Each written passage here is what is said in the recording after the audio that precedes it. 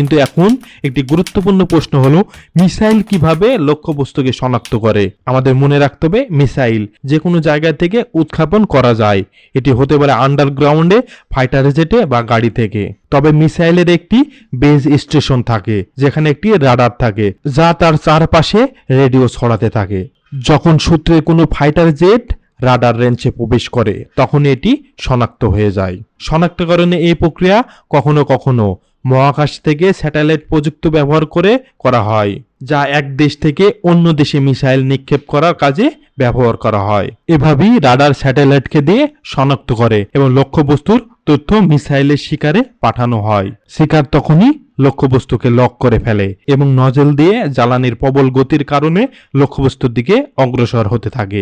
আর যখনই মিসাইল শত্রুপক্ষের একদম কাছাকাছি চলে আসে, তখন শিকারের এক অত্যাধুনিক প্রযুক্তির মাধ্যমে শত্রুর অবস্থানকে